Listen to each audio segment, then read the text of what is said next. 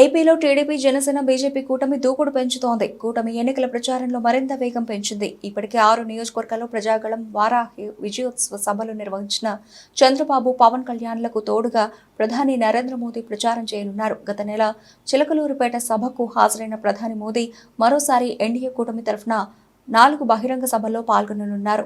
అనకాపల్లి, రాజమండ్రి, కడప లేదా రాజంపేట మరో ప్రాంతంలో నిర్వహించే సభలకు ప్రధాని మోదీ హాజరవుతారు. సార్వత్రిక ఎన్నికల ప్రచారం విషయంలో ఎన్డీఏ కూటమి స్పీడ్ పెంచింది. ఇప్పటికే ప్రధాని మోదీతో గత నెలలో ఒక భారీ బహిరంగ సభ ఏర్పాటు చేశారు.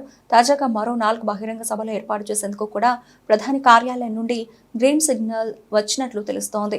ఈ మేరకు టీడీపీ అధినేత చంద్రబాబు ఇవాళ పార్టీ కోఆర్డినేటర్లతో సమావేశం నిర్వహించారు. ప్రధాని బహిరంగ సభల కోసం అనువైన ప్రదేశాలను ఎంపిక చేయాలని చంద్రబాబు వారితో చెప్పినట్లు సమాచారం.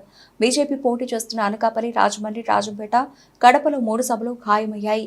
మరో ప్రదేశం ఏది అనేది ఖరారు కాలేదు. ఇప్పటికే చంద్రబాబు, పవన్ కళ్యాణ్ రాష్ట్రమంతటా సుడిగాలి పర్యటనలు చేస్తున్నారు. ఇద్దరూ కలిసి ఎన్నికల ప్రచారంలో పాల్గొంటున్నారు. ఈ నేపథ్యంలో బీజేపీ నేతలతో కలిసి పర్యటనలు చేయాలని చంద్రబాబు, పవన్ డిసైడ్ అయ్యారు.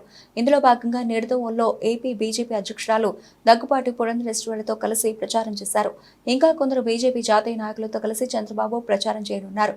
ప్రధాని మోదీ పాల్గొనబోయే 3 సభలను ఎన్డీఏ కూటమి ప్రతిష్టాత్మకంగా తీసుకుంది. వాటిని సక్సెస్ చేయాలని వ్యూహాలు రచిస్తున్నారు. అదే సమయంలో ఏపీకి బీజేపీ ఏ విధమైన భరోసా కల్పిస్తోంది అనే దానిపై ప్రధాని మోదీతో ప్రకటన చేయించాలని టీడీపీ, జనసేన నేతలు యోచిస్తున్నారు. ఏపీ ప్రజలకు ఏం చేయబోతున్నాం అనేది రానున్న బహిరంగ సభల్లో చెప్పబోతున్నారు.